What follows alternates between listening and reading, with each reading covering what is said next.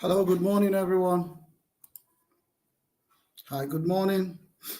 Okay, I will start this morning by checking in with you if you have any questions.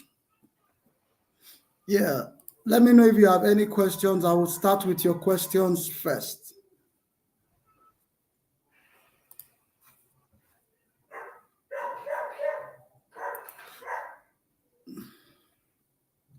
Yeah, Abubakar, the questions have started. Please go ahead. I hope you can hear me.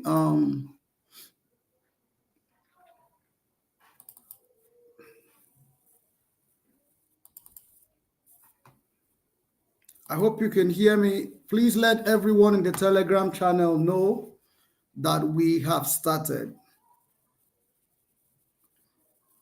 Okay, I would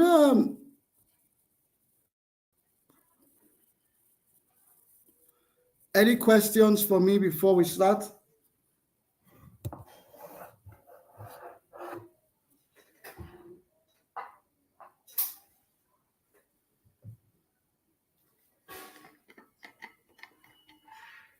Yep. Okay, can I believe? Do you want me to believe that we don't have any questions for today? And I'm happy I can go ahead and continue. Everyone is well sorted, my guess.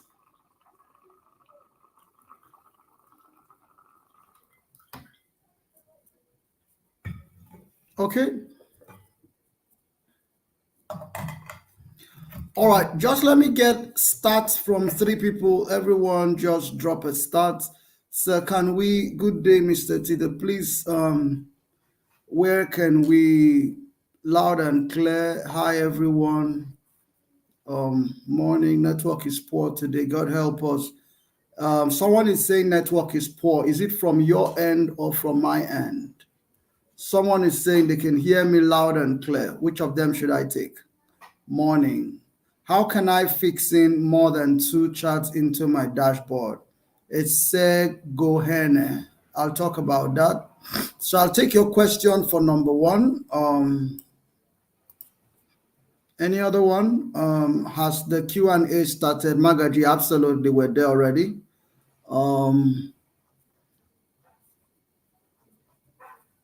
network is good. We can hear you. Please, can you use Tableau for data cleaning and formatting? Yeah, it depends on to what extent are you talking about. There is an extent to which you can, there is an extent to which you cannot. David, Chris, Mark, music, yeah? Hi, okay. I want to believe the only questions that we have today is the fact that if we can use Tableau, if we can put more than 2 charts on our what do you call that stuff, on our dashboard, and it's an absolute yes. It's an absolute yes. Now the question is, how can we? Yeah. All right. I think with that, I believe that's the only question. The class is today. The class is today. Is there a new data set? There is no new data set. I missed the last lecture. How can I cope with today's lecture? I don't know how you can cope. You will have to deal with that yourself. We had videos shared, both the one I shared and the one the team shared, the back end team shared. I feel that should have been your way forward, not this class, not the question right now. I found it difficult in saving my dashboard on my system. How can I do that? Okay, Ahmed Adegoke, on your data, the map location will show. What do you mean by that? Thank you, Judith. Thank you. Thank you, Lizzie. All right. Okay. I believe I can start. So for today, I would start by, I'm trying to get the other system. I don't know for some reason why it doesn't want to come on so that I can see you guys more. So for some reasons, I don't know why it's acting up, but let's get ourselves off the ground. Now, First thing we will look at today is we will talk a bit more about data and dashboard actions. So we will be looking a lot at dashboard actions. So where do I drop that? I'll just drop it. I'll just do a quick one and then I will drop it for everyone so that you have an idea of what we'll be doing today. So we'll be looking at dashboard actions. Dashboard actions. We'll look at filters. We'll look at parameters. My spellings may not be very well. Objects. We'll talk a bit about objects. We'll look at chart types. Chart types. Okay, I think that will be enough for us to get started for the day. So I'm just going to save this and then I will share my screen. Okay. Do we share again here? Share screen, entire screen. Yeah, screen. Yeah. I hope my cursor today is very well seen by everyone. I want to be sure everyone can see it. Everyone can engage with it. Come on now.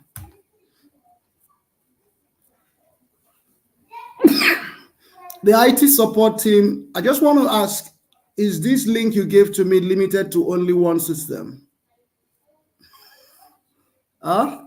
Please just drop me a yes on the private chat. Yeah, because I'm trying to come on another system and it's not letting me go. So yeah, but if it's limited to one system, please unlock it for two systems so I can monitor myself on the other one. The previous lecture, we don't have number of students in our data. Hi, hello. What advantages do we have by going through your hack style of creating a holder instead of Magaji? There is no advantage through the hack style. It's just a style that I found people have found easier to understand. Yeah. If I were to create myself, I wouldn't use it, but as you gain mastery into the use of containers, you wouldn't use that stuff again. But while you are still gaining mastery, maybe it might help you. Oh, thank you very much, Swiss Media. You nominated me for the ambassadorship. Thank you very much. Appreciate that. All right. Okay. What significant difference is there between Power BI and Tableau? I think if you have been with us in the previous class, you would have found a few. And then again, there are some. I think the user interface on Tableau is a lot more friendly for me than Tableau. People have different feelings about it, but don't let your feelings get in the way. If you master one tool, it's easier for you to go and master the other tool. Yeah. So I work on both tools, even when I have a lot of mastery with Tableau, but I work on both tools. It depends on the client. Yeah. So understanding both tools is a plus for you. Okay. Now let's get straight into our job for today. So have a look at what we are doing. I hope you can see what I am streaming out for you. What we're doing for today: dashboard actions, filters, parameters, objects, and chart types. So let's start one after the other. Okay, first thing we're going to do today is dashboard actions. I think I've answered all questions. I believe there is no other one. Is containers compulsory? Nice question, Kelechi. Yes, they are compulsory. Imagine a good way to imagine containers will be if you had your mom who goes to the market, or she gets the spices, peppers, salt, what have you, all the spices you have, and when she brings it, they just pour it on the table. It's going to look really scattered, Abi. So containers are used to pack those things and keep the whole place tidy. Yeah. And I'm sure in your room also you have loads of drawers. You put some t-shirts in one part of the drawer, you put trousers in one part of the drawer, you put jeans on one part of the drawer. All of what you're trying to do is compartmentalizing, and yeah, there are compulsory. However, I will teach you another way how to play with containers today. It's called floating containers. So I hope I answered that question. How can I save or convert my dashboard to a PDF? Hussein Samali.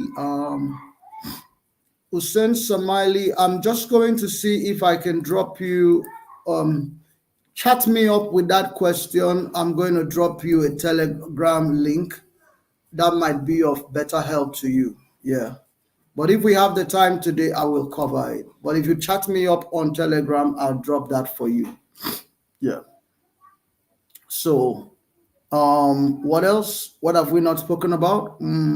Any other question? I'm just trying to cover your questions. Please, I find it difficult sharing through server or public. If I had to click on a file and save first, please, what's the reason for this? Okay, I'll just show you guys quickly how that works. Attendance, dashboard actions, okay, wireframing. Yeah, wireframing is a good way to go about your dashboard. An excellent way, not just a good way. Okay. Okay. Okay, I got my second system on, so I can conveniently now navigate. Okay, which other questions? So this, I use floating containers on my previous dashboard. Amazing, Olalade. That's cool. That's cool stuff. Is wireframing compulsory before creating your dashboard? Absolutely, Tower Kalitu. It's a very good skill, wireframing, because you kind of give perspective to what you're trying to do. If you were in our first lecture or you went through the videos that we had, you would see a bit of wireframing that we use Word to do. Yeah. But if you're very artistic and very creative with the likes of tools like Figma, you will find wireframing really interesting. For those who have those artistic skills, wireframing will do you a great deal. Yeah. And there's a guy on the community right now. His name is Lulivan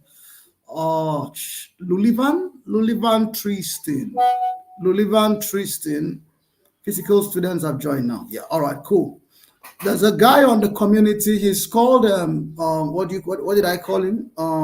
Lulivan. I can't get his name very well now, but Tristan. I think he's Dutch. He's really good. He's built some stuff about how you can convert straight from Figma to Tableau, which makes you so you could be very creative, very artistic in that case. So again, if you give me a chat after the lecture, I can send you his profile and you can read about how to convert directly from wireframe what do you call it? Figma to Tableau dashboard. All right. The next question, what determines what tool you use, Power BI or what determines the tool you use, David, is actually largely on the organization you work for. Yeah. So what you do is if you get finally into a company and that company is biased towards Tableau, then my friend, go with the company. Now, but if you get towards another company that is biased towards Power BI, you go with that company. But if you found a niche and you feel you're doing very well with your niche, yeah, what you can do alternatively, what you can now do is that you can focus on the niche you found yourself. So how that works is you work with Tableau until everyone in your community gets to know that that's your space, that's your turf. So people would largely never bring to you any job that is not Tableau. So you just do Tableau as it were. Yeah. So you just do Tableau and you'll be fine. Or if you want to do Power BI, you do Power BI. There was an interesting question I saw in the community on the what do you call it? I saw it on the group on Telegram.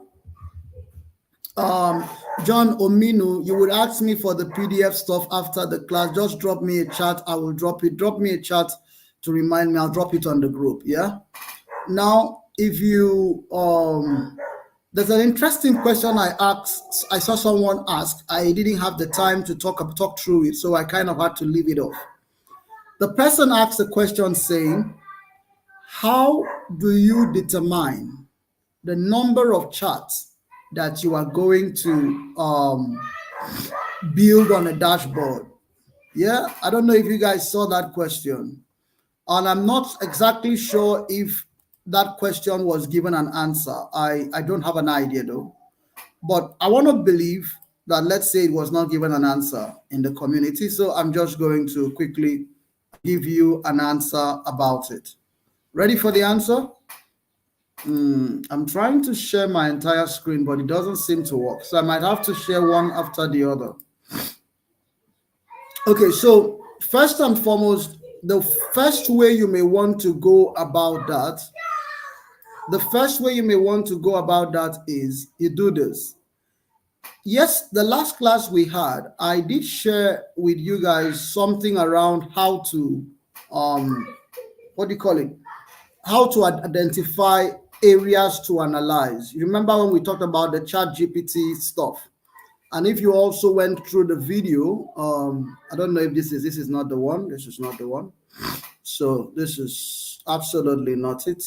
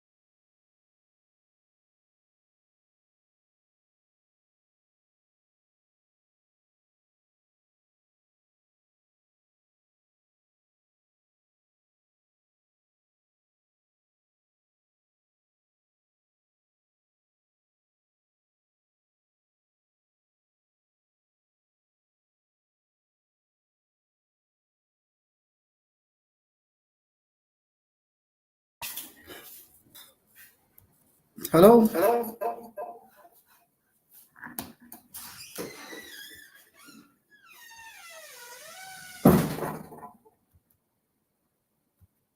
All right, can you hear me now, please?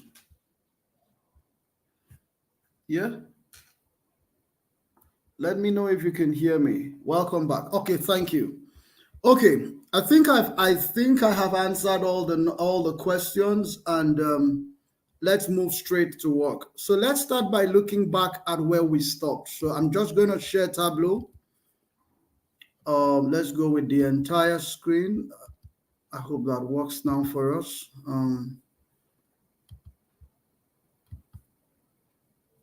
I hope you can see my screen. Does it work? Can you see my screen? Not sure what is happening to you today. Come on, share Windows, share.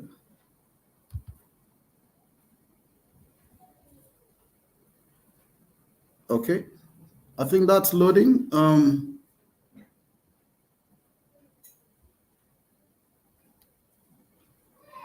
Okay, that works now. I think that should load. Why do we have it still showing that? It should be showing Tableau by now. Come on, man. What's your problem this morning? Okay, try another one.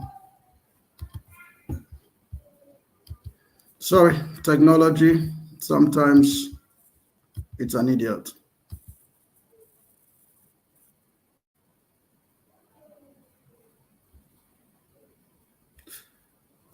For some reason, I don't know why it's not showing this.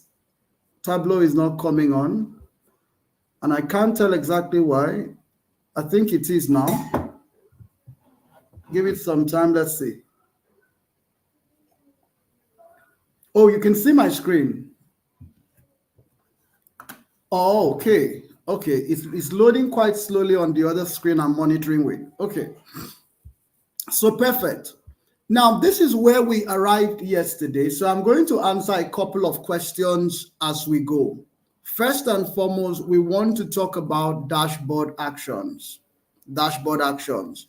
And the reason why I'm having to go back just a little was because those who were in the second class, the 2 o'clock class for last week, you may not have seen what we had seen, we who were in the first class had seen. So now if you look at these two, we have two charts here. I'm sure every one of us had come to this point. Now, but there are times in the work where you need to create some form of interactivity. Yeah. And when you need to create interactivity, the best way to do that is through the use of dashboard actions. I'm going to answer about 3 questions in the course of explaining this. Now, so let's talk about it. Now, first thing is I want to be able to click on mail, excuse me, and see how many mail were in the top 10, how many mail were in the bottom quarter, how many mail were in the excuse me, in the top quarter, bottom quarter, and all the likes. So how do we do this? There are 3 ways you can do this. 3 ways. The very first and the easiest is you come to this place, which is the first chart. Yeah, when you are in the first chart, what you're going to have to do there is get into the first chart and then get into the first chart. Look at this point. I hope you can see my cursor. There is a funnel-like icon somewhere here. With this funnel-like icon, I'm going to, if I click on that funnel-like icon, the system by default will set an action ready for me. Now watch what it does. I click on the icon, and when you click on the icon, if you notice, it gets deeper. So you now know it's activated. That icon is activated. On the alternative, if you did not want to click on that icon to get that result, you could have just dropped that sheet like this and then gone to use where you call the use, what do you call this? Use as filter. Use as filter. I hope you got that. Now, either you check this or you use that icon. Any which way you go, you will be fine. I hope that makes sense. Now, having established that, let us see how this works. Now, look at this. First, look at mail. Anytime I click on mail, watch me. If I click on mail right now, oh, look, I'll do that again. I'm going to click outside so it goes back to normal. Watch. Those who have no ranking were what? 1,724. Whereas those who were top half of their class were 931. So if I click on mail, as it were, like this, I click on mail. You see, those who were null were what? 964. 964. Are you there now? I hope you're seeing what I'm showing. Yeah? Now, if I click on female, you're going to have that become 827. So those who were female who had no ranking were 824. You see, as I click on this, it kind of sieves this. Now, the null now is 17. So you can use these sheets to filter these sheets. Because of what? Setting that sheet as a filter. Yeah? All right. Now, for now, I don't want to make, as well, you can use this one to filter the other one by clicking the same icon here. That way, you can say, okay, let's see, when you click on null, oh, so of the null, more of the male were null, were actually none, they had no ranking in their class. Females came second, the trans, and only one 17 here, 17 here. Let's see the top halves. You could just escape, make this so that, now click on its top half. Again, male were still ahead in terms of top half. Let's see the bottom half. Males were still ahead. So it's like it's a very male denominated data set. So you have top quarter. Male seems to be everywhere as long as this data set is concerned. Yeah. So let's see top 10. Males still had it. So perhaps there were more males. Obviously, there were more males in this class. Not really the difference, not a lot, but it seemed to favor the male gender in this data set a whole lot more. You see, what we have just been able to achieve is called a dashboard action. However, there are more interesting and better ways you could create dashboard actions. For now, I'm going to disable this, but I'll leave it for now. What is the best way to create dashboard actions? Let's see how that would work. Dashboard, actions. Did you see where I got that from? Dashboard, and then actions. I'll take it again. Dashboard, actions. Got it? Interesting. Now, with what you have seen, my friend, you would realize that everything we had created has created for itself, can you see, an action here. Now, the challenge with this is you just see filter 1, filter 2, but it's difficult for you to tell where the filter is acting on. On the alternative, I'm going to quickly just come here and let's say pull off this. Just delete them, remove them, and create that same thing myself. Now, doing it yourself empowers you in a different way. So look at this. We're going to use filter. You see, there's a lot. There's a lot. I hope time will permit us to really dig into dashboard actions. There's a lot you can do with dashboard actions. So let's go with filter for today. You good? Now, I'm going to call that gender filter. So filter by gender. Or again, it depends on how you're naming nomenclatures. Filter by gender. It's always good to name in a way that you can remember, so that it's not like when you want to go back to what you were doing, you begin to stammer. Yeah? So always name in a way you can remember. You can actually be more confident to walk around it. All right? Now let's go with the next one. Dashboard actions, filter by gender. You see, it's on dashboard 1, which is fine, which is where we are really.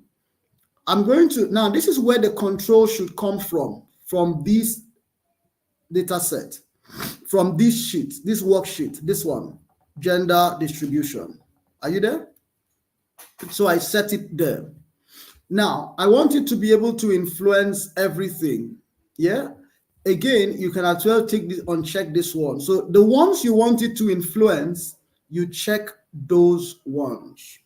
The ones you don't want it to influence, you uncheck those ones. Yeah, we're going to come back to this. Once you are done with that, my friends, the next thing you're going to do is you're going to come to hover. In this case, you can say, we use select. That's the one we used. Now, when you say select, then I want to shift this a bit. Now, when you shift select, the next thing you're going to do is go on your system and click OK. Mine is hidden behind this naughty taskbar. I think I disabled the taskbar. Sorry, it's not my everyday system, so I'm trying to get it off. Okay, so you can disable the taskbar from your end. How do I disable these taskbars again? Taskbar settings, yeah. So disable taskbar. Who can guide quickly? If you can quickly remind me how to disable this taskbar, just tell me. Okay, I'm trying to get this off. Okay, but if you cannot, just go click OK and you will get the result I want you to click. Now just click OK here and you will get the result I want you to get. Now, for this sake, I would use a different way to go about this. I don't want to waste our time. So I'm going to go, same thing. I'm just going to go. Now, let's talk about each and every one of these. I'll come back to talking about this. Now, I'm going to come here, find a way to get this done. Now, that's done. Now, let me show you what you are going to have. If you follow that technique that we used, you're going to have something like this. Now, every time you click on this, for instance, it filters this. When you click outside, you're going to have the thing go back to normal. Are you there? Now, let me see if you're having any problem. Just, yes, we can. Can you please take that place again? We are not seeing what you are explaining. Dashboard remains, we can't see anything. Okay. Just 1 second, I disable my taskbar and then I come back to this place. Help with taskbar. No, just disable my taskbar. Tray icon, yeah, disable it. Taskbar should be off. Task manager, taskbar. My IT friend, please remind me how to disable my taskbar quickly. Automatically hide taskbar. Yeah. Abi?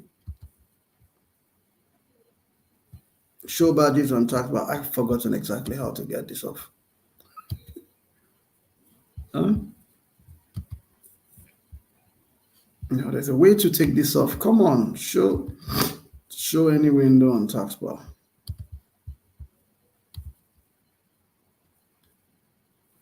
Please, how do I take taskbar out?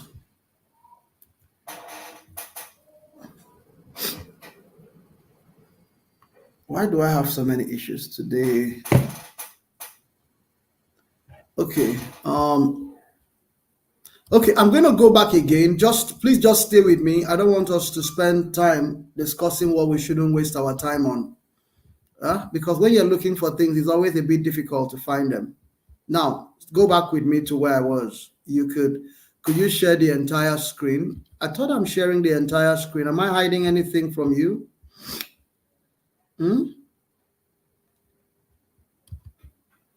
Are you not seeing my entire screen so we don't see everything done on the other screen? Let's ask AI. Okay, it can be taken off when click beside the help on the menu bar. No, let's not stress yourself with that. See, follow me. Don't bother about tax bars. I don't want you to stress over what should not be stressed over. Go to your dashboard. Go to actions. Are you there? Now, first, let's delete this. I'm just going to remove this. Just stay with me on this thing. It's so easy. If you stay with me, you wouldn't have to struggle with anything. Just add a dashboard action. Use filter.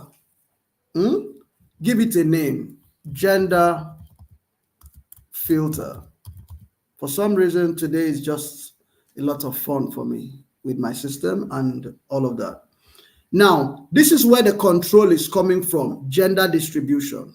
So I uncheck the one I don't want it to come from. So for this particular filter, your control can only come from one source. It can't come from dual source. So for every dashboard action, it has to come from one source.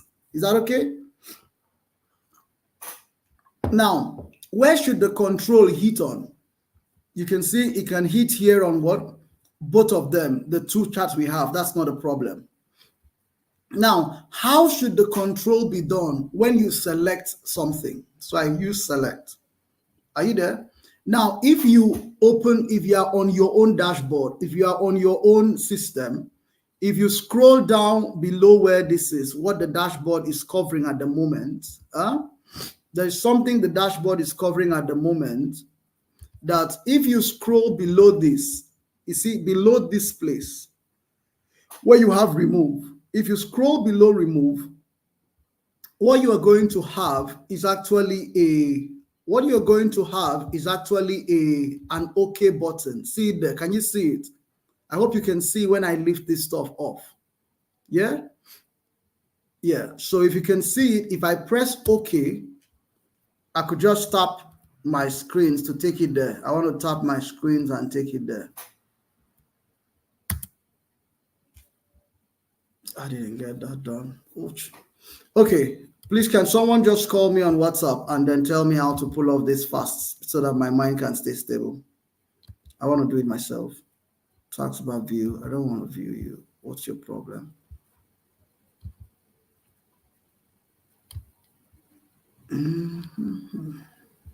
Hide menu icon.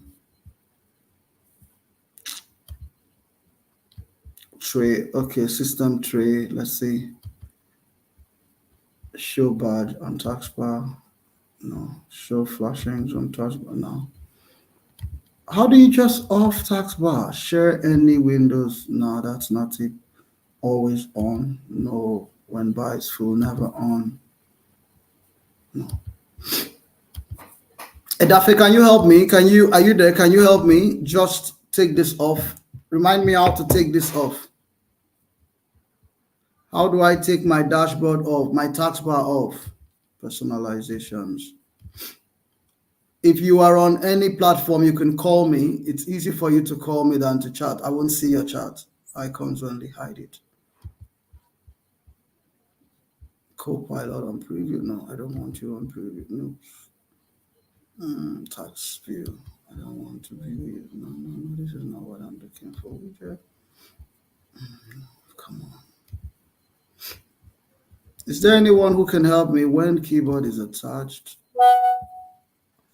Why do you want to disable? What do you, taskbar, as in this taskbar, this is your taskbar, this place. I want to disable it for a reason. It's the easiest way to solve the problem I'm going through. Okay, Jiggy, can you tell me? Jiggy, I'm listening to you. Go ahead. Yeah, we are right. Click on your taskbar and go to settings. I'm on settings already. Just tell me the thing to go to in settings. Okay, you just go to switch up you uncheck the taskbar. What Windows are you using? There is no place to uncheck it. I'm on Windows 11. Wait, let me pick another call. Hello, Daffy. I'm on Windows 11. How do I hide taskbar? Hello? Oh, this is annoying. This is annoying. Who can help me? Hello, can you, Joseph, do you have the answer for Windows 11? Come on, man, this is just annoying. Yeah, Joseph, do you have the answer for Windows 11? Yes, sir. Go ahead, tell me quickly. You right-click on the free space on the taskbar. You see taskbar settings. Yeah, I'm there already. Okay, then you scroll down. You'll see taskbar behaviors. Taskbar behaviors. Yeah, I've seen that. I'm there now. You click it, then you will check automatically hide taskbar. All right. Okay. You're amazing. Thank you. Thank you, Joseph. Yeah. Okay. I think that has done the job for us. So let's do it again. Add actions. Filter. Now let's do it again. Thank you, everyone that tried to reach. Just had to make the most of the first I could get. Okay, I hope you can see my screen now. So I'm just going to make the effort. So gender distribution, I'm going to uncheck this. A control can only come from one. So you have, I want you to hit on this. I'll give it a name. I'm going to give it gender filter. Are you there? And then I'm going to say select. So this will only act when there is a select on it. Yeah. Now I say, okay, please watch a few things. They have the same dashboard. Control comes from one. Target sheets the control can hit. Are you there? The action here is select. Keep filtered values. You see this word, keep filtered values. I will remind you again. So watch it. Now, after I have done this, you will now come to this place. You see, okay, and okay it. Now, if you've okayed what I have done, if you've done okay, like this, what's happening here, young man? Okay, can you see you have it right here? Can you see that you have it right here? You have it where you have it here, gender filter, and I would say okay. Now, when you say okay, watch what is going to happen. Now, whenever I click on this, we can see your entire screen. Thank you. So whenever I click on male, it filters. Even when I take my cursor off male, the value. Hi, definitely I'm with you. Go ahead. Yes, Edafe, I'm with you. Can you hear me? Okay. Okay, stop. Okay, sorry. It's a bit all over the place today. Now, when the values can remain, can you see the values? They remain 885, 863, 884, 460. The values remain. You know, we said keep filtered values. Guys, let me pick this call, please.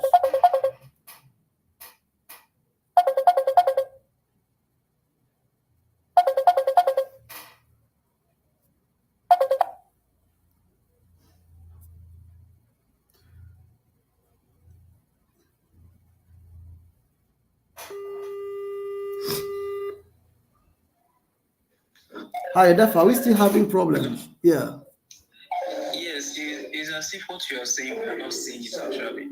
Are you serious? What's happening today now? We can only see your tablet screen. My Tableau screen. Yes, only you're on your tablet screen. Yes, I'm on my Tableau screen. Yes. Why can't we see everything? Okay, sir, I think everything is fine. Okay. Let me check. Okay.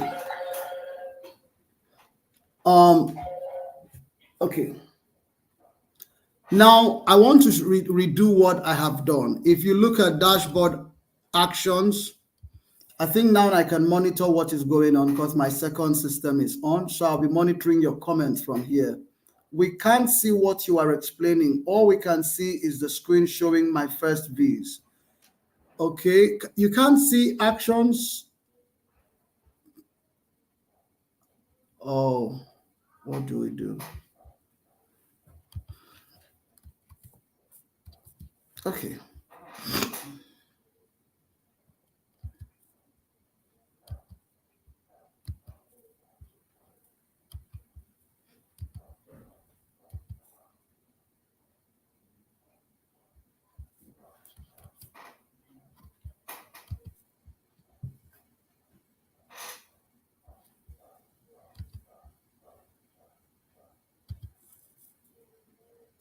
Can you see that now, guys?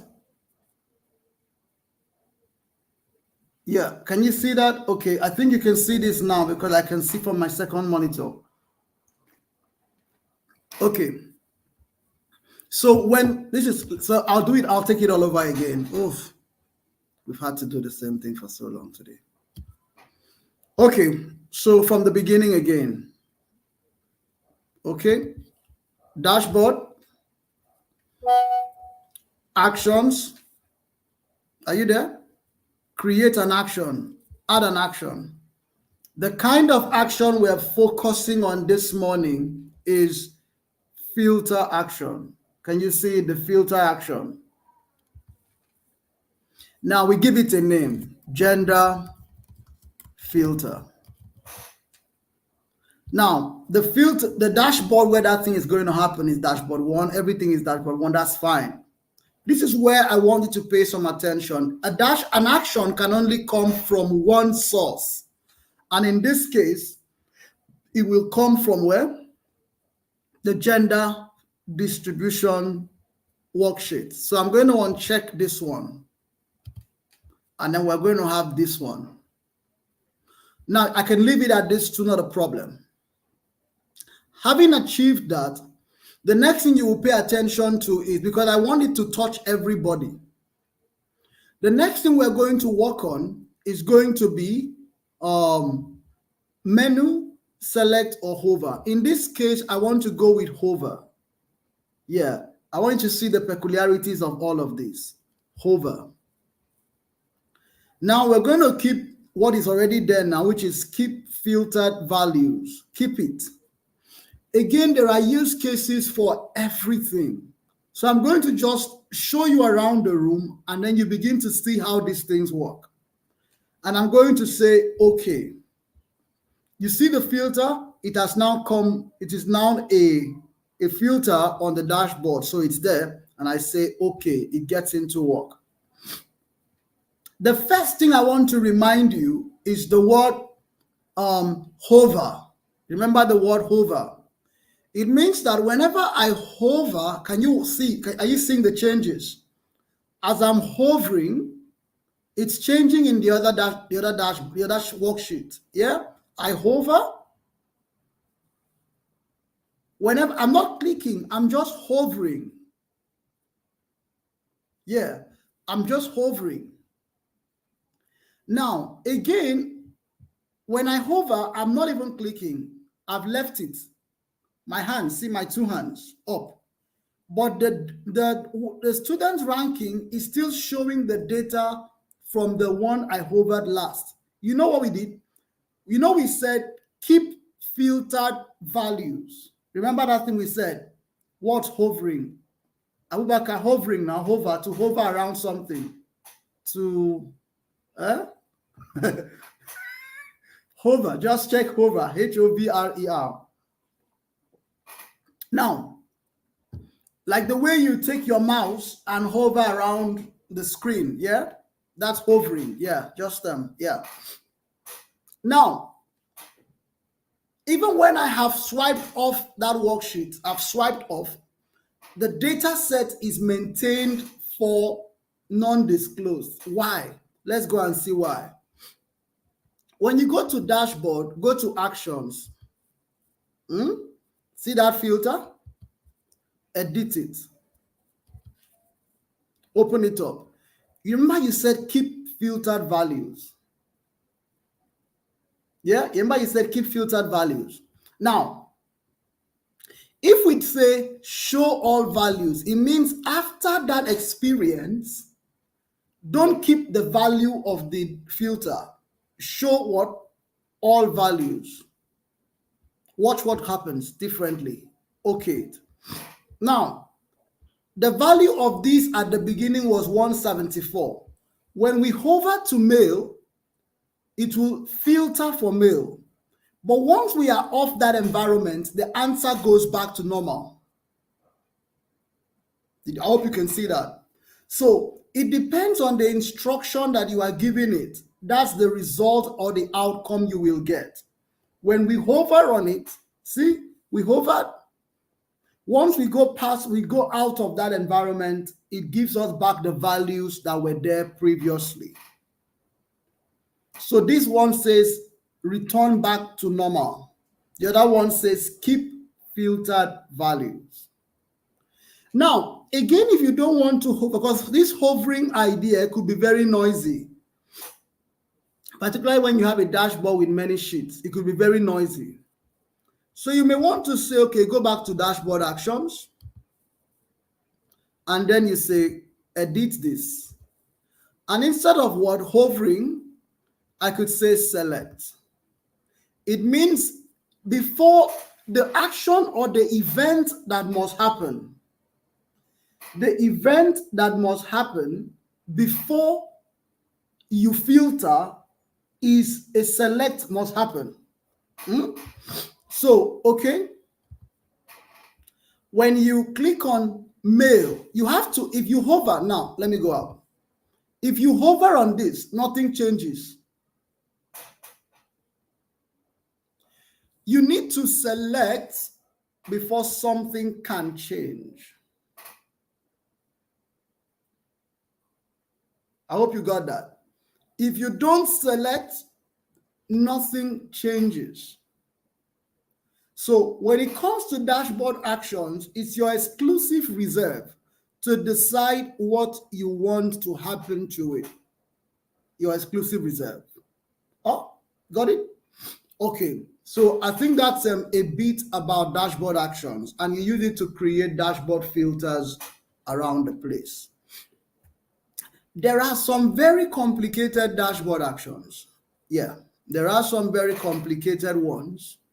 I can't think of something in my mind right now, but there are some very complicated ones, and I might send you guys later towards the end of the session some other complicated ways we create dashboard actions. Okay, so but this is very simple and will help you to be able to create those filters around your dashboard. Let's add a bit of more value to this dashboard. Again, for those of you who were asking for new data sets and you were trying to get the Superstore data set, My own is not for you to go and do 2 data sets or 4 data sets. I would like you to be able to do a good job with this student data set first. Yeah.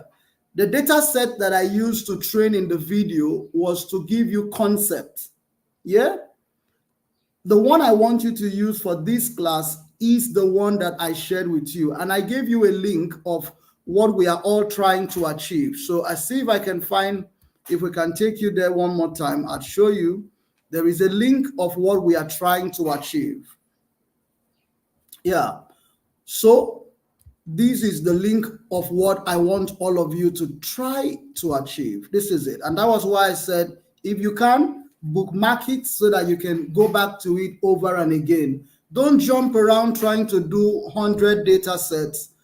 Try to see how much you can drill this before you take a step away. Yeah, drill this one first. Win with one, then you now go to win with the other. So if you can, go back, favorite this and keep it, and then go back to it over and again until you gain mastery. Yeah?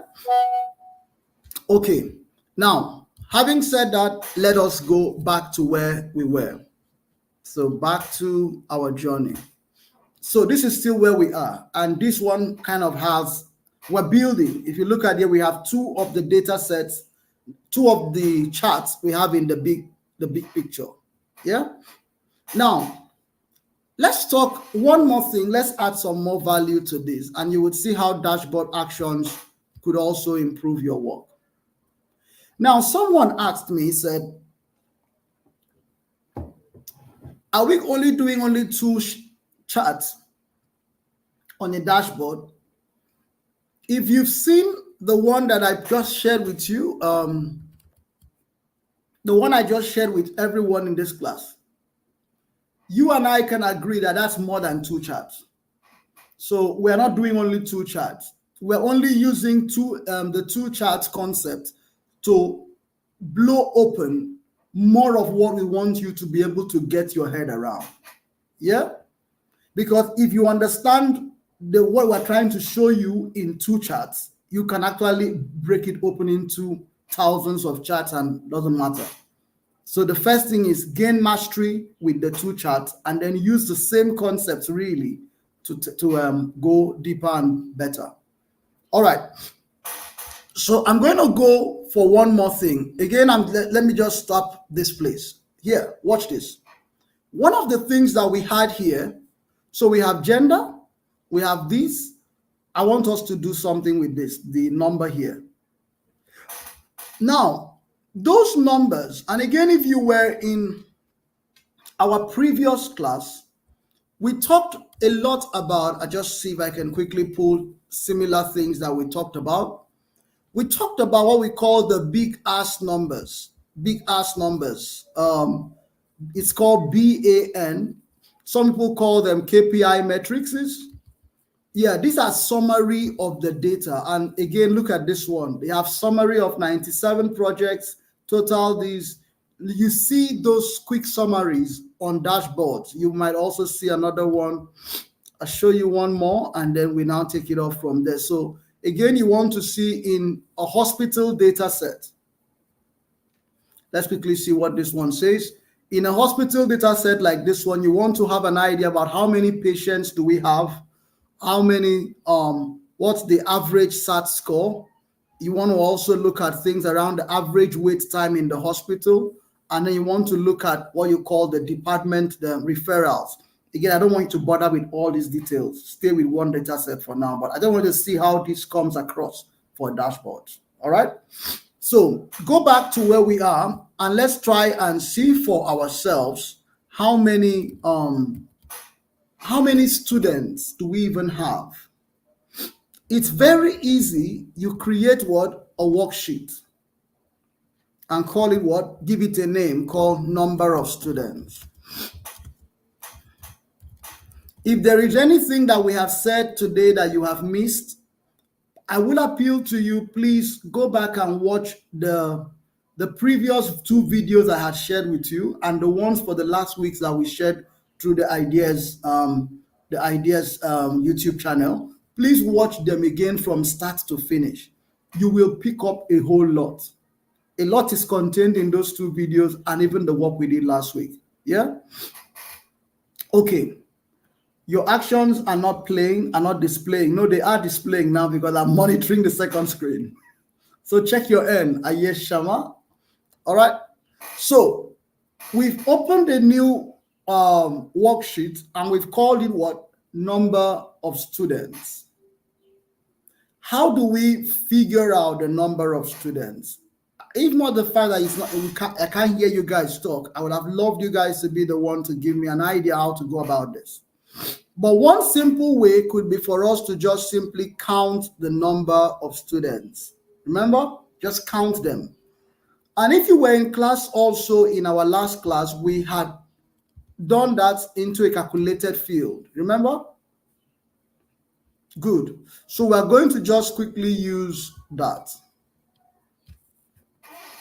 We drag it and we place it on where text. Yeah. Now, you see, we said something. When you want to see something, not a chart, see something on the worksheet, what do you use? Text. So when we want to see something on the worksheet, we just simply use what? Text. So when we use text, we dropped it there. You can now go there now and edit it and make it look fine. Select it. In this case, I will use 24 for it. I will make it bold.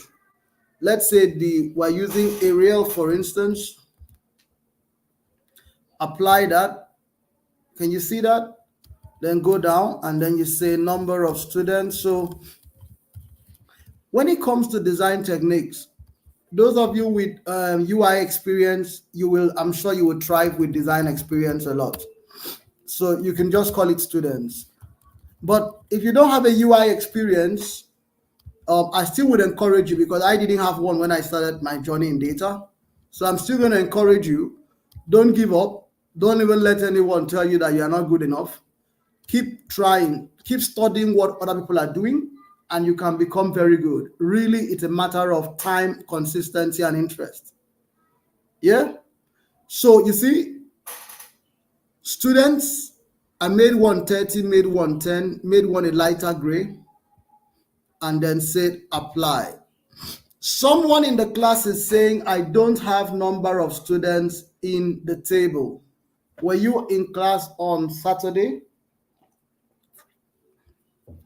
Were you in class on Saturday, Emmanuel? Video is really clear from my end. I'm monitoring these slides now. I'm actually in charge now, so I can see both my screens are up. Yeah, higher. So check your end. Now I can see a lot. Now, for those of you who were not in class, we had talked about, please go to the video. Again, I recommend that you spend time understanding what we're doing. There is no number of students in your own data set, but we talked about calculated fields. When we created a calculated field, if you look at that field, look at it, it's not a normal field. Now, it's not a normal field. Look at this place. You'll see an equals to sign beside it. Yeah, that equal to sign shows you that this is a calculated field. Yeah. And as a calculated field, see, we created that field ourselves by counting student ID. Esther Shedrack, you will need to go back to the old video. We don't really have a lot of time. See, there's a lot I have to show you in 4 weeks. Yeah, too many things to show you in 4 weeks. But for the benefit of those who are just in class for the first time, I can take this off. But please go back to the old video, because I won't do that again in our next class. We don't have all this luxury of time. You could drag student ID here. You can drag student ID here and then turn it into what? Count distinct, and you will have the same value. Yeah? And then you can do what you want to do with it. But I won't stop for you. I'll have to continue, because it's your fault that you are not in class and you've not watched the video. There's a lot of work to do. So, but I've showed you a trick you can use to get it. All right, so this is fine. This is all right. So let's go back to the dashboard. Ready? Dashboard. Now, a few of you had recommended that I go see your dashboard that you had actually published to the public. Don't be in a hurry about it. Yeah, I would look at them, all of you. I've seen most of you who have followed me. I'm going to look at your dashboard, but I want you to add some more things to your dashboard before I begin to criticize it. Yeah. So I'm going to give you criticisms constructively, but I want you to do more before I talk about it. Yeah. And again, at least you can see where the goal is. You have the goal in mind before you even start the job. Yeah. So if you don't get the goal right, I'm not gonna really feel you've done a lot. Yeah, I feel you've not done a lot. Okay, now the question is, don't forget your UI skill, the skill of a designer at the back of your mind. Think like a designer.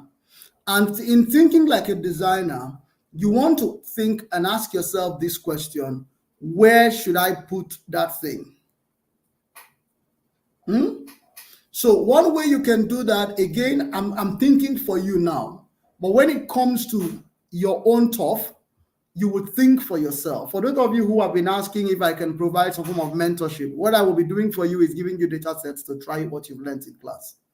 And whatever you need, I can support you with sharing a link for you to go and check something so that you gain mastery, really. That's the only way I can give you a lot of support. Then if I see that you have some strength, if there is a project I can pass on to you, I pass on to you. Yeah. So that's the way we get it done. So now I'm going to drag this number of students. I'm going to drag it into where? See where I want to drop it here. I kept it on the side. Now, I don't need this. There are some things that are not relevant for some. You see, here we kept the title. Here we kept the title. Let's make it the same thing with the other one because it has to be the same. 10. Let's make it bold like we made the other one. So 10, 10. We did not clean up. For those of you that are in the cloud, we didn't clean up. So, but I hope you guys cleaned up your own. So this one now looks like this one. So, but we don't need this title. And when you don't need the title, what do? You click on this, drop it down, watch me, and say you uncheck title. See that? You uncheck title. Pop. It's gone. Now, when you uncheck title, you see it comes out looking, it's there for you. So the next question you may want to do is look at what I'm going to do now. Remember, we have dashboard actions. Remember that if we click on mail, that dashboard actions is influencing that chat that just came in. Yeah. Can you see? Female, it's influencing it. But I could say, because there are sometimes you don't want actions to reach some sheets. I could go back to these dashboard actions, drop it off, open this one, and say, don't touch this guy, which is number of students. Uncheck that place. And then say, okay. If I do that, watch this. Even if I click on male, it's not going to change the experience here. Likewise, if I click on female, it won't change the experience here. Neither will it change here or here or here. Nothing will change the experience here. All right. Are you okay? Any questions so far? I'm monitoring now for questions. Very quick so that we move. We are still on dashboard action still now. And we have a lot to go. All right. My guess is as good as yours. There is no question. You're following me very well. Yeah. Except those who are asking questions because they were not in class on Saturday. Okay. Now, There is the next concept here, which is called white spaces. White spaces.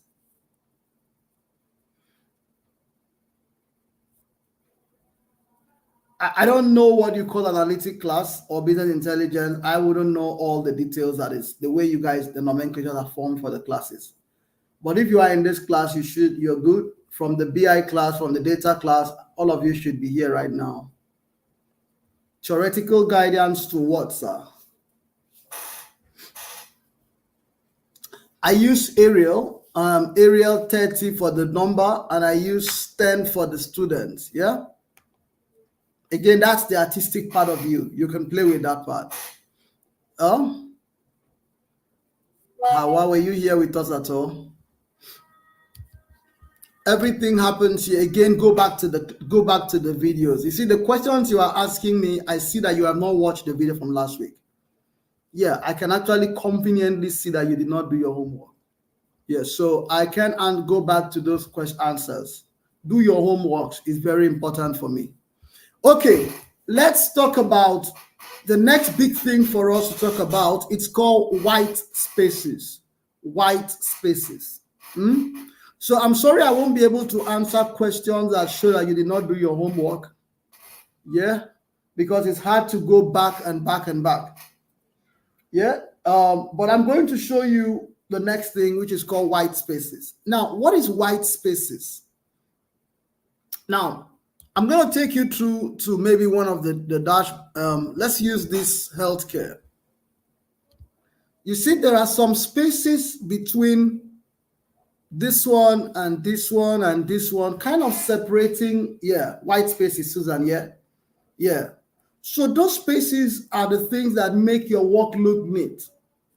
And if you want to learn more about white spaces, the best way to understand more about white spaces is to remember when you were in nursery school. You had books where they ruled the line and they called the line a margin on the left. And they also ruled another line on the other side and they called it what? Another margin. Remember? And you were asked to write between the margin. If you did not jump nursery school, then you will know what I'm saying. Okay. Now, let us try to create some form of margins here. First and foremost, I told you that if you double click on the head of a chart, it opens the container containing it. Then you double click on this, you open the container carrying it. Let's see if that's the biggest, that's the high, that's the bigger container. Now, again, this is the artistic part of you now, because I want you to see that part is also important. You don't throw it away. Now, that's like the backdrop. And if you were in class on let me see, I don't know if this is where we did the, let's see, is it? Yeah, that's it. Now, if you were in the class that we had this wireframe, you see the white spaces. In this case, you might say, but it's not white. It's not white. It's greenish space. But yes, it's space. That's what we're trying to achieve. Yeah. So let's see if we can achieve that. And there is a white background behind, and then there is, as it were. So let's see what we can do to see if we can achieve something similar. Now, on the background side, you see we've activated the most backward container. That's the container that carries all containers. And we're going to give it a color. Let's give it a light. Let's give it this. Give it something a bit. Yeah, you might not really see what I'm doing, but if you get something like a light gray, you might notice that there's a light gray there. Now, you see that container that you've set a color to. Let me go back there to that container. That's it. Here is it. You can scroll down that container and ensure there is no padding. So turn all of these to 0. Okay. Now, there you are, my friends. your first job is done. Now, allow me to introduce to you the concept of padding. Padding. If you've ever had to pad something, a shoe, what else are we used to pad? If you grew up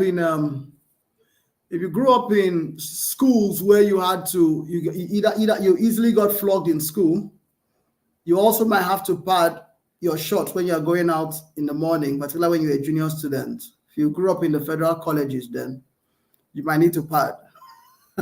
Yeah? Okay. So you can pad inward and you can pad outwards. Now, I'm going to try to demonstrate this in two ways. Now, look at this. If you were a slim guy in school, and then your shirts were always looking bigger than you, don't look at me for inspiration. You might find out I was one. Yeah? So you would oftentimes wear a t-shirt inside before you wear a bigger shirt outside. What you were doing is you were padding. We're not padding. No, we don't pad budget here, Abdul Rashid. We don't pad budgets. You were padding inward. So you now looked bigger than you were really, were. Now, you see, you could pad inward by wearing some singlets and t-shirts inside. You could pad outward. Like if you use a big jacket, you're padding outward. So people don't really know your size because you've pushed out your size as if you are big, but really you are actually smaller than you are. So we can pad either inward or outward. Now, in this case, I want us to pad inward, not outward. When you pad outward, you are pushing things away from you.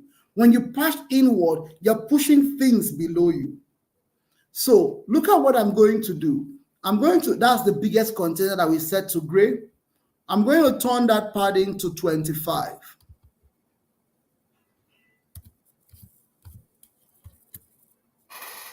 Did you notice something? Did you notice anything about the padding here?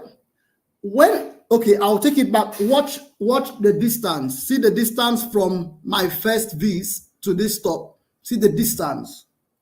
Yeah? I'll take it again back to 0. See the small distance. And that small distance is because there is some padding here. So let's even remove all these paddings. And you'll see that will become even a lot better. Now, by default,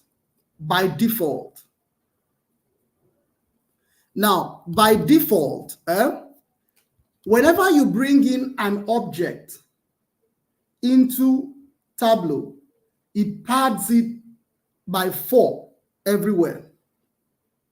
Guys, go to my second video if you struggle with this class. My second video that I sent to you, I did a very good job about padding here in that video. Go and study about padding. It's really cool stuff. But I'm trying my best to break it down for you. I want you to understand padding because that's what makes a difference between a clean V's and a V that looks unkept. So I want to push. Now look at how, you see where mail is? See mail. Can you see mail? You see how close it is to the border? You see all these things, they are very close to the end. But when I come here and I push them down, 25, you see the distance I've created between mail and the border, between this one and the border. You see what padding does? Yeah? You've pushed that thing down. All right, cool. Stay with me. Don't blink. Now, you remember we had 2 containers here. The container 1 and container 2. Now I have activated container 1. I want to play with container 1. I want container 1 to be white. So I'm going to say turn container 1, the background, to white.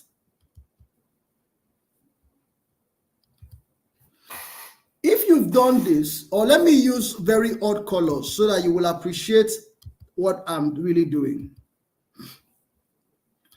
So I use the background because of the class. I'm using a very odd color so that you can really appreciate the colors. So the background for the big one, I gave it a very dark color. You see, between that place, the beginning, and where my first V starts from, that container, it has pushed it down by 25. It means you cannot come near me from inside. All right, cool.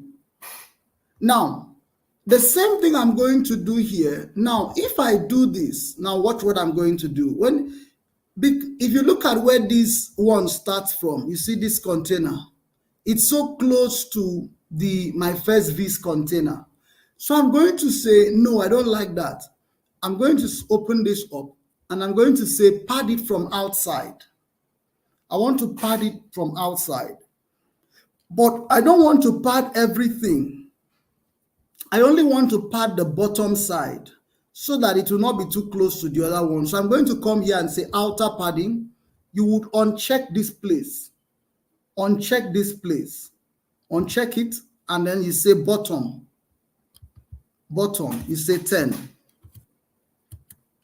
You see, it creates a distance. I'm sure you didn't see. I'll go back. I'll make this this worksheet. I'll give it a color, white for now. You see, by default, I told you that whenever you drag in an object, it is 4. So I want to remove all those parts. This one too, I'll give it a color, say white. Give it a color, say white. Come here, remove that it's padding. So that you see how close the other one is to it. Are you there? See how close and dirty this looks? Yeah? Now, because of that, I say I want to pad this one. I want to push this one up. I don't want it to have too much. It's too close to this one. I want to break that thing down. So I uncheck this place and pad only the bottom. I don't pad all round. You see, there is a place for padding all round, and there is a place for padding only 1 or 2 sides. Someone says shoulder pad. Do people still use those things these days? Not sure they do. Okay, you see, immediately I padded that thing. You see there's a space here. There's a space in between now. Again, I can activate the container 2 holding this 2. It's activated now. I can just be sure I've activated it. Yeah. So activate the container. It's activated. That's it there. And again, I don't want to. If I pad it all around, it will affect the alignment.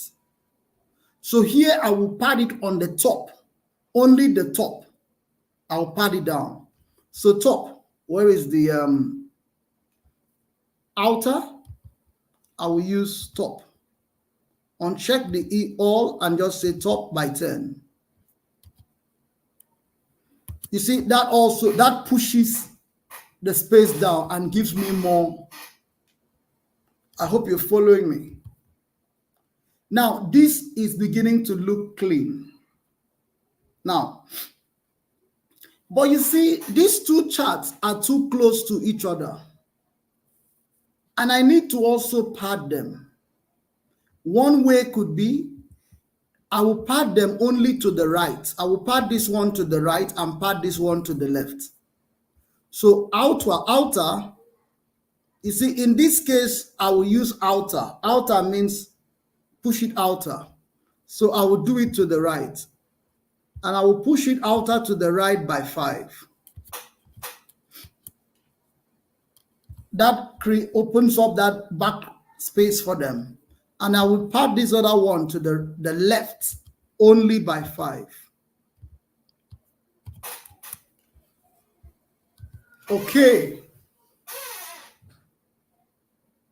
Now, you see, when it comes to padding, it's creative. It's something you have to do think around what you're trying to do and get it done. If I don't like this, I can go here and say pad it by 10 because I might want to have more space there.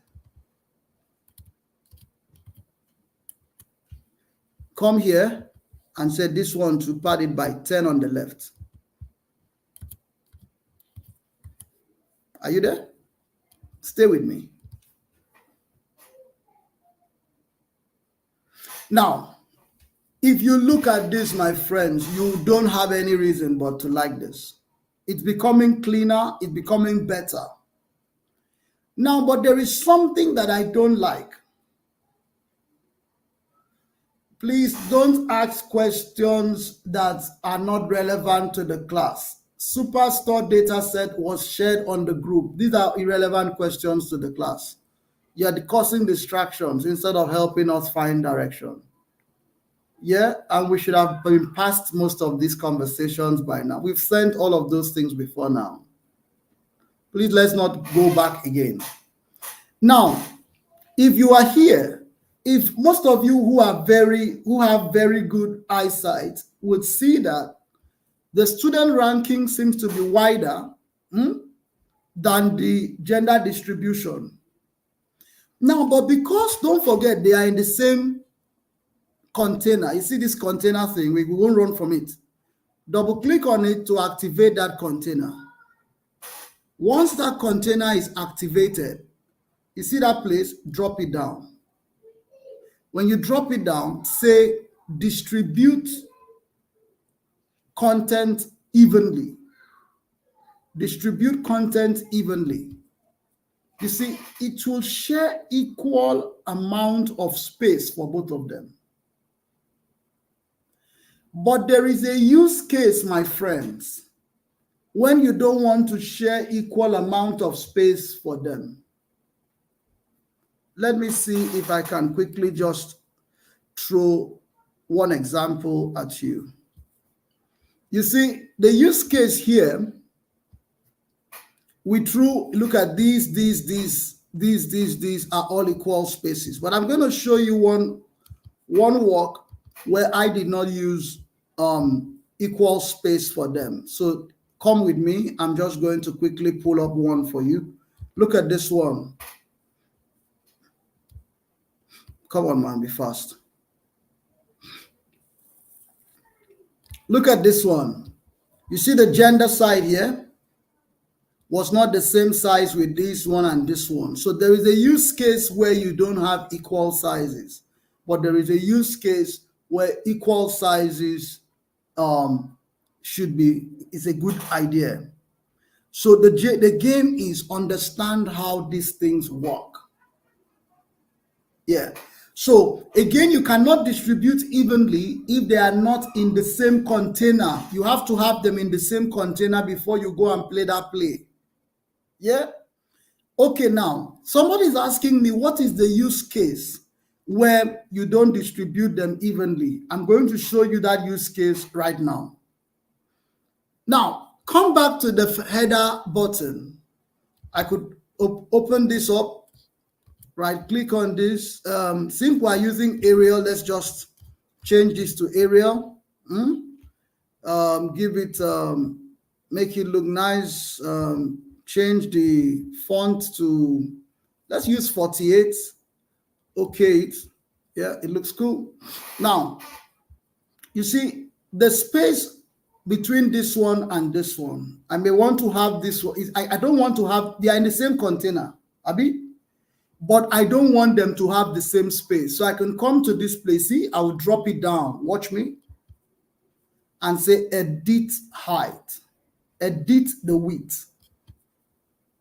And I will give this a width of maybe say 800. So you see, it's 800. So this one, I might just leave it. I don't want to make it, I don't want to fix the width. So whatever this one does not take, this one can take the remaining. That's why this one is smaller.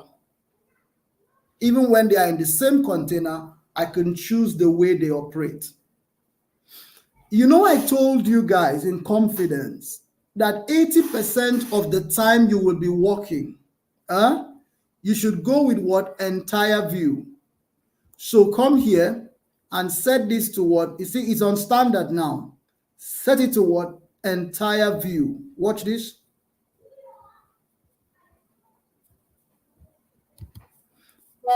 What did you notice? Once it went to entire view, the thing relaxed. It relaxed more. It looks finer. It's settled. It looks more settled. Yeah, it looks more settled. I could undo it, and you see how it was jumping up. So now it's jumpy. You see, it's jumpy. I've undone the hair. But if I redo it such that you see how it relaxes, it's at the center, it's centralized. All right, cool job.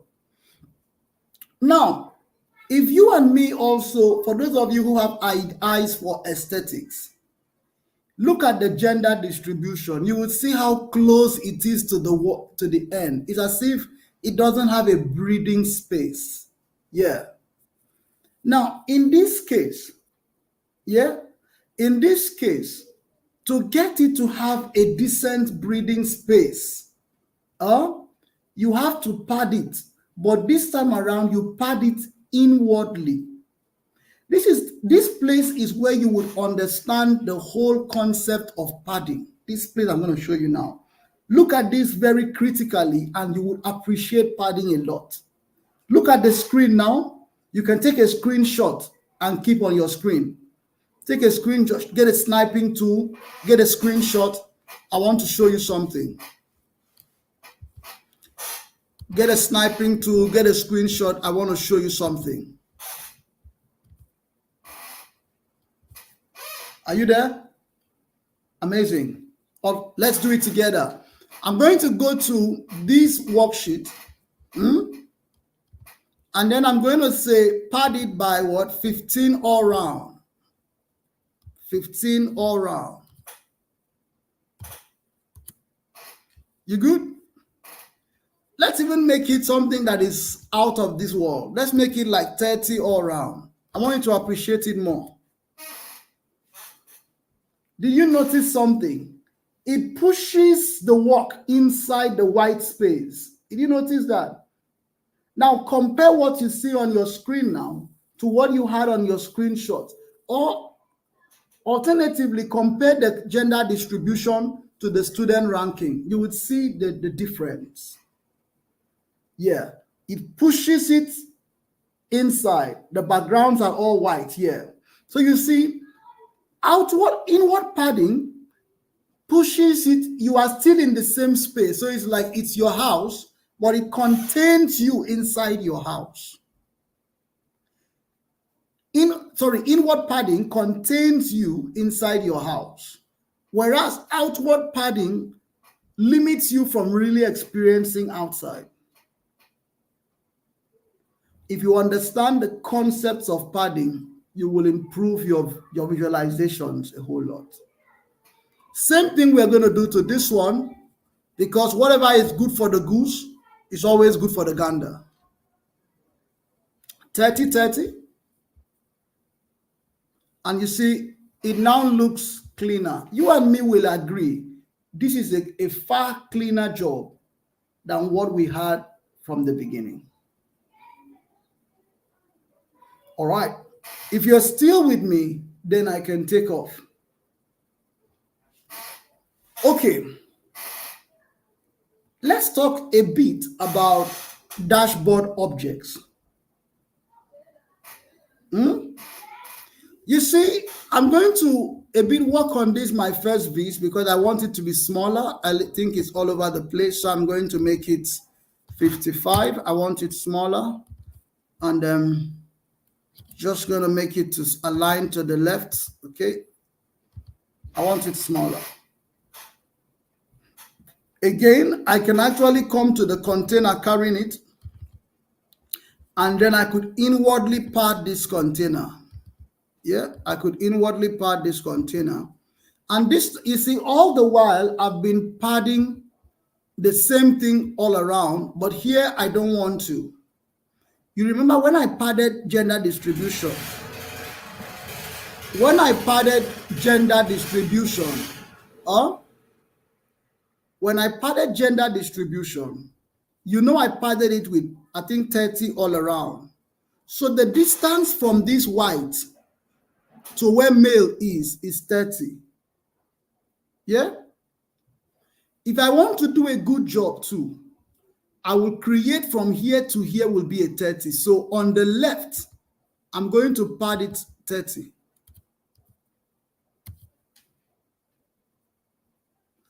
And on the right, I will pad it 30. Irrespective of what I pad it on the top, you would see that this will align, this will look like a far cleaner job than if you just pad carelessly. Look, the my, if you can draw a straight line with your eyes, you would see how well aligned that looks. All right. Now you can come here. You see the joint with the points where they meet, and just extend it and see where you can take it to. Our work is beginning to take shape, my friends. Now, again, when you wear your aesthetics cap, you can come to this one and change we don't need any padding on it. So I could change the background to maybe like gray. Should I use something a bit gray? Yeah. Does that work? Doesn't look dark enough. Some of you can't see that I've used gray there. Let's see if I can make it a bit deeper so that those who can't see would see what I'm trying to achieve. Okay.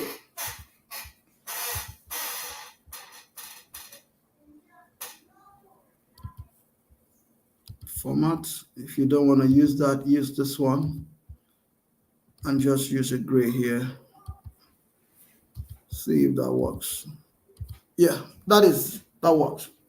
You may want to do this, but again, it depends on what you are doing. When it comes to aesthetics, I don't want to be your teacher. But I believe you can get lessons. There are really some amazing guys with aesthetics in the community, and I can introduce you to some of them. There's a guy called Chimdi. He's Nigerian. He's really good with aesthetics. There's this guy also who is doing very well. Bolahan, Idris. They're coming up with really good aesthetics. And there is Naresh. Naresh is good. Naresh, there's a guy called Pradep. These are very good guys when it comes to aesthetics. So you can as well, don't just follow widely and see what these guys are doing with aesthetics. They do great jobs with aesthetics, and I can't tell you a lie, they're really good. Yeah. So when it comes to aesthetics, you will find that some people kind of do a lot better than some, but you need to understand concepts, be able to create calculations. At least the analytics side of it, you should be strong. You know what you're doing. Yeah. Okay. So what have we done? We've kind of learned how to clean up our data, our dashboard. But you can think around how your presentations will go more and more, and you can think around with it. Yeah. And then for those of you who are afraid of aesthetics, I'll tell you one truth. Most of the people that you see post some really amazing aesthetics, they don't rush to publish a dashboard. They take their time, they reinvent it over and again. Yeah. And then they now publish and you think that, wow, this is a lot. This is amazing. They take their time. So take your time, put in some work, and then you will see yours blossom also. All right. Good to know. Let's go and check some few things. All right. So where do we go from here? Let's talk about filters. Are you still there in class? So just give me a yes. Give me a yes on the comment, and I would know that you are good up to this point, and then I will go into filters.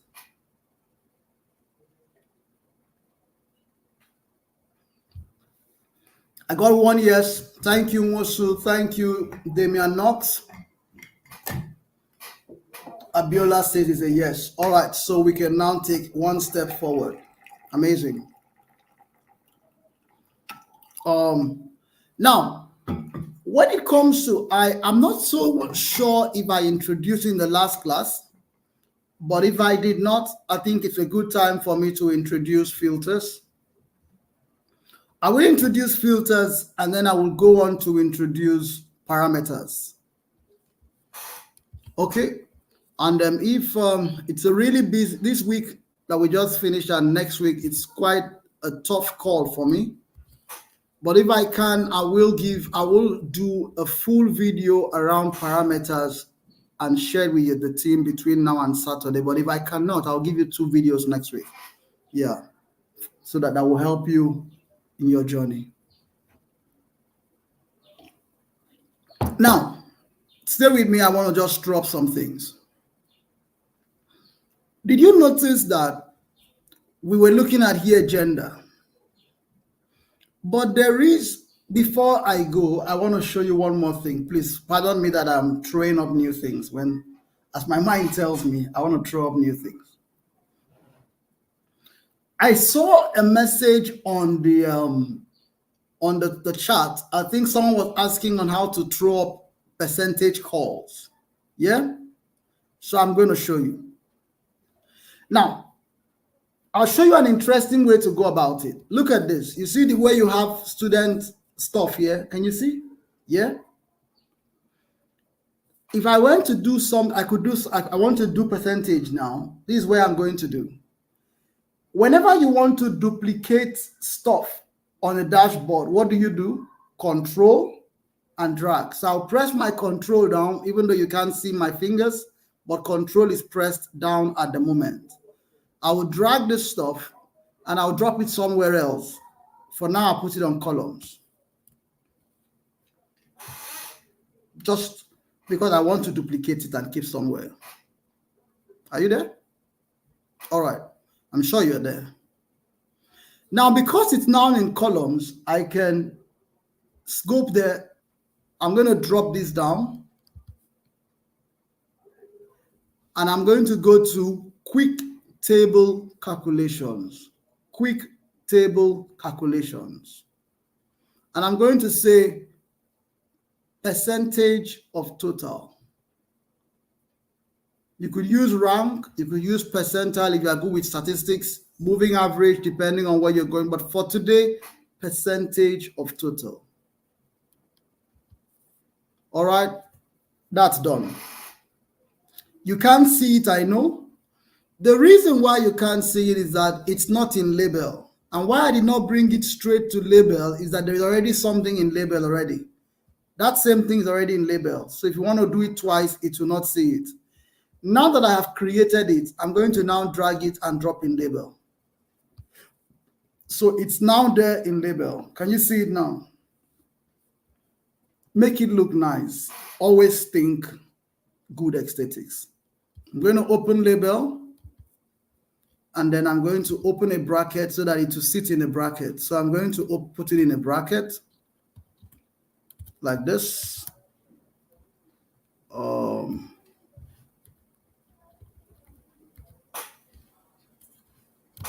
Yeah, in a bracket. So, and then I'm going to make this a different font color so that it doesn't contravene with the one that we have.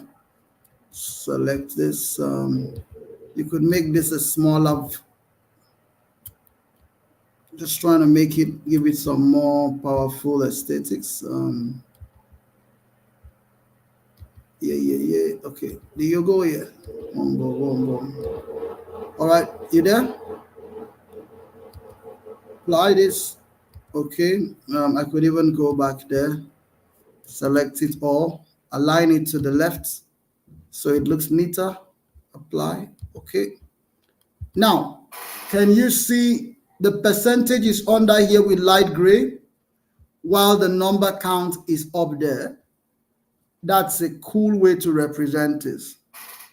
And if you look, I think there is one, let's see, I think, was it on this chart? I did something like that. If you don't see it here, you may find it in, there's a chart I know. I think there's that chart there's a chart that was inspired by Ganges that I used to discuss some work. You would see that chart has. So you find something like that. Again, thinking around the issue of aesthetics, I'm just going to, come on, man, don't waste our time. So you can see the way it's captured here, percentage and the number. All right. So I'm sure you're getting some value. So I'm just going to try to touch on things. Okay. Now, if you've been able to, I think I've answered someone's question. If there is any more question that I have not yet answered, just keep me on the loop. I'm going to answer all questions. I want to make sure all your questions are answered. As I remember the things I see, I'm just going to talk about them. So that is done. Let's go back and talk about a few more things. Let's talk about filters. So I'm going to open this up and then this is gender distribution. But let us say that I was more interested about, what should I be interested about?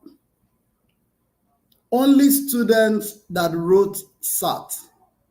That's where my interest is. Now, the score submitted is where you choose between SAT and ACT. So, yeah, you see that's where you have SAT and ACT. So I'm going to drag score submitted and drop it at filters. Can you see that? And then I could choose from either SAT or what? ACT. SAT or ACT. In this case, let's stick with SAT. Let's leave ACT. Apply this. Okay.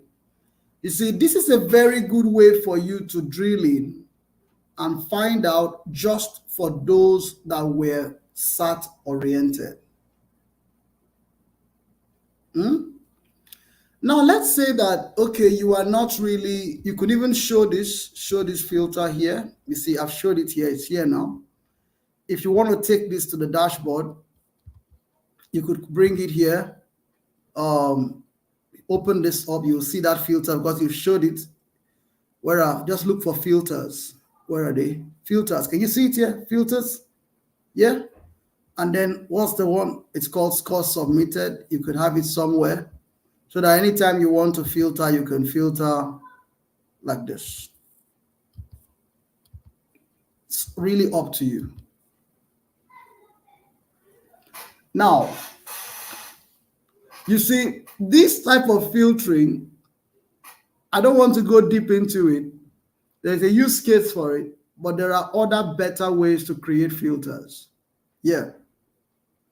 But again, because this one, you have to keep the name of the score submitted here. Yeah. You also have to have, so you choose. There are other ways. Let me just quickly just show you one other sweet way you can build filters. Hope I can quickly find this. Let's see this. So I'm just going to go to this place. See if we can quickly show you. But this one now, it's an interesting way of showing filters, but it's tied to parameters. I hope it's working here. Yeah. Can you see this other one? You don't have to put the name of the name of it shows up here. Like age group, when you drop it, it will show you the age group. SAT, if you drop it, it will show you the what? Satisfaction score. So there is a lot you can do with parameters, and I would love to do a video just on parameters. It's one of the most powerful parts of visualization, parameters. So everything you have there, I did them using parameters to create filters based on parameters. It's a really fun stuff to do. Okay, but let's still go back to our filters, normal filters for now. Okay, after you've done this, for now, I'm going to take all of these off, hide this card, take it off for now. You see, filters, you can actually play with filters a lot more. So edit filters. This filter was simple to build. It was built using general. You have general, you have wildcard, you have conditional filters, you have top filters. In the general filter, did I discuss this in our last class? Just let me know. I want to be sure I'm not repeating what I did in our last class. Those of you in the chat room, please just let me know. Was this discussed in our last class? I'm not sure I did, but I know I put it. Yes, Elia said I discussed it in our last class. Okay. So no, Mosu said I did not do it. Any more feedback? No. Elia, are you sure it's not the video you watched? I just want to be sure. Any more? 2 more feedbacks, and then I'll take it. I will know what to do. 2 more feedbacks. After Damian, are we in class at all? No, there are 2 no's. Okay, so I feel it's a no. Yeah, Elia, I think you may have watched the second video, and well done for doing that. Okay, so you see, in the general side, I could choose to uncheck, check, play with this. Anyone I check is the one that will be filtered. Now, that's general way of filtering. You could use what we call the wildcard. So I'll take all of these off and go for wildcard. And I could say contains something like ACT. Or starts with A. Like you want to see all the filters for all the states, people's name that start with A. Yeah? You could say ends with, maybe you can't remember the thing, you can say ends with E. You could use all of these. Well, let's say we want to go with starts with A. And you know when we say starts with A, that's the only thing that will be come out there will be ACT. So let's see, starts with A. Let's apply that. Check what mail is right now is 180, 1,180. Yeah? 1,180. Now, if you want to see if that is true, come here. I'm going to clear this. Go back to general and then use ACT alone, because only ACT starts with A in this case. It will be 1,180. So this is a very simple one because it has only 2 things. Imagine when you are doing for cities, loads of cities. If you watch the video that I shared with you, you could see that I did something for cities. Yeah. And you could actually filter for cities, which is really interesting. Now, so we've looked at wildcards. Let's look at conditions. Now, it's when you're looking for conditions, you could go with conditions like this. Watch this. Where this field, ACC, okay, let's say I want to use a field now. Which field should I use? In this case, I will use student ID. Where student, that's not a number. It's going to be difficult. So you need to use, okay, this data set might not allow us to get what we want. Yeah. There is no number in this data set. There's no number in this data set. But let's see gender. Where you count gender, you want to filter gender. If I count that gender and that gender is more than 50, that's a condition now, 50. I'm going to say apply and okay. None of them is more than 50. So let's go back and try again. Let's set something else. I want to be sure what we're choosing here. So uncheck. I don't want any of these. I don't want you to have any contains, nothing. Yeah. Exclude all of these. Condition again. So I'm going to use student ID. Student ID. Count student ID if they are more than 50. Apply. A bit complicated here because we're actually dealing with what do you call it? If it's numbers, it's always easier to do. So please check. I want to plead with you to check that second video because we don't have a number data set on this stuff. Everything here is a string. So please check that video for filters and introduction to parameters. We will talk about them in details in our next class. Now, just so that we don't take too much of your time, I'm going to bring two more things and then I'm going to leave you for today. Objects, the dashboard objects, and then chart types. Dashboard objects and chart types. So I will talk about more about parameters for a reason in the second video. Please go to the second video and check about filters before the next class. Now, there are a few dashboard objects here. Now, look at them. Horizontal containers. So we've spoken a lot about containers. Now, the next thing I want to talk about is we've done text. You've seen us use text. Have you seen us use extensions? We won't use that for today. We won't use that. But we can use image. We can use blanks. We can use workflows, web pages. We can use navigations, downloads, and all of that. Let's quickly touch on a few of these. Before I talk on a few of that, I want you to realize that every time we brought containers, like when I bring a container now, you see the gray line it shows. Because containers by default are tiled. The word tiled is T-I-L-E-D. Just in case my accent fails you, it's T-I-L-E-D, tiled. So tiles will want to fall into where tiles fall into. Got it? However, you can actually have containers that are floating. And again, there is a use case for it. So watch what I'm going to do. Yes, it's tiled. It comes out, it wants to be tiled, like it wants to be tiled. It's showing me where it wants to sleep. I would leave it there for now. Then I will come to this place, drop it down, and tell it float. Can you see it's floating? Yeah. Now that it's floating, I can actually put something inside it. What should we put? Let's put an image. I'll drag in an image into that container. The image says, where should I pick the image from? Let's see if I can find anything in download. I can find. See if I can find anything in desktop. I'm not sure we've got anything fun in this laptop, but I'll just use what we have. Fit image, center image, apply. Okay.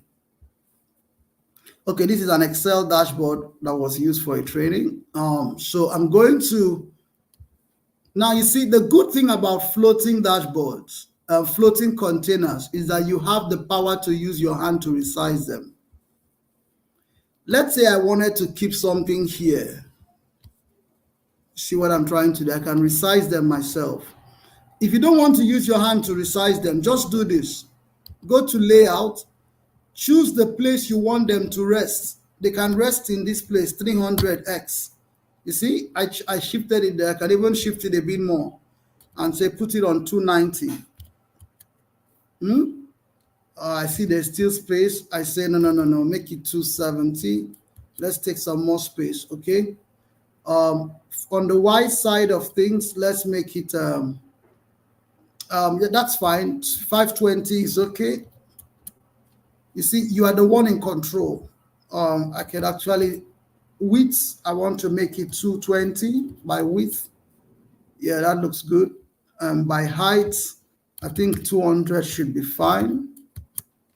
Yeah, okay. So distribute evenly. Now, I have been able to bring something in there that will not, that thing will not have gone into that place if we use a tile dashboard. Does that make sense? But because we used a what? A floating dashboard, we can actually bring this thing in here. So floating dashboards are used to put things easily. You can put them anywhere. Whenever you want to manipulate what you want to put somewhere, and again, there is a use case for this. particularly it's not something you use very much when you are building business dashboards. Yeah, you use them a whole lot when you're working on freestyle dashboards. That's one. Another place where you use them is in when you are working. If you are using wireframes from Figma, you can also play a lot with floating dashboards. Yeah. So that is for floating dashboards. The next thing I want to talk about on the dashboard actions is you could use some things to create style. Perhaps I don't like the fact that this thing is just like this. Yeah. Now, I could bring in, instead of this, I want to bring in something different, and I will bring in a container. Whenever you want to package things, what works there is a container. So I'm going to drag in a container here. Now, I will bring that stuff, that worksheet, I will carry it and put it inside that container. I hope you can see. It's now in the container.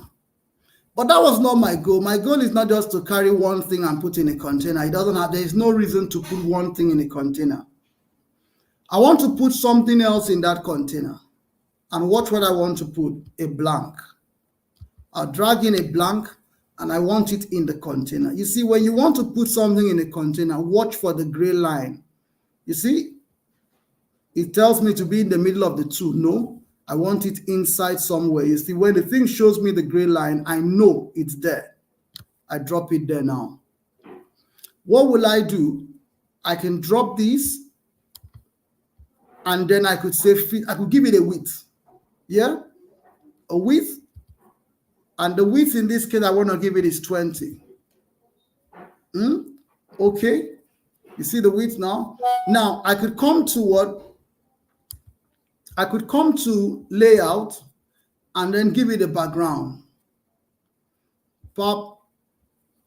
I might even choose the color myself. So I'll choose this color from, pick a color, a screen color. I'll go and pick it from here. So I've picked my screen color. There you go.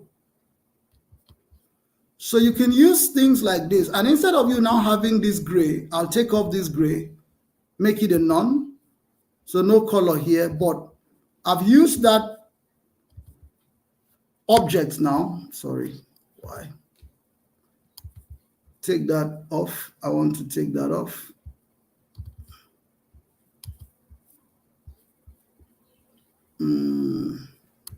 I want to remove the color there, guys. Just give me 1 sec.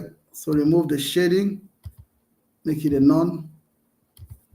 So I can use these to separate this one and this one. So you have that stuff there. Now, how you could use blank, you see, I mean, this is a blank, but we've used it now to create some form of finance. I would show you a few of how I have used blank in the past. You see this? Such that when you click on this, watch this, when you click on this one, the blank comes to this part. Have you seen that? When you click on this other one, the other dashboard, the blank comes to this part. Yeah, that's exactly what you're trying to achieve. Another way I've used blank, you see blanks here, blanks here. These are just creative ways to play with I've used blanks a bit here and about. Okay. Now, let's keep going. We're talking about dashboard actions and dashboard objects. What other thing have we not touched about when it comes to dashboard objects? So you've seen me use images, and when it comes to images, you would see also a few images that I have used in the past. Let's see if I can quickly pick up one. Look at this. These are all images. Yeah. Images. Yeah. And again, these are all images. Now, someone is asking, where can I find those images? There is a website called Flaticon. You can go check them out, Flaticon. And there's another website called Icon8, icon8.com. You can find those images there, Flaticon or Icon8. All right, makes sense?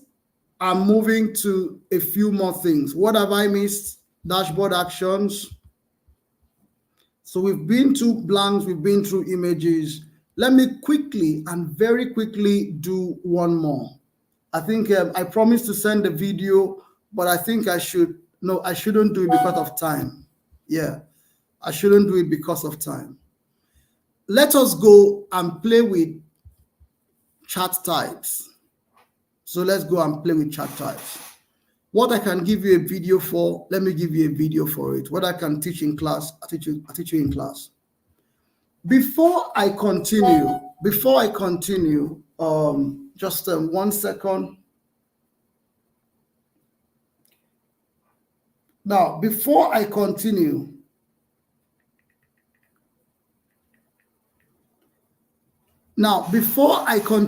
allow me to say this.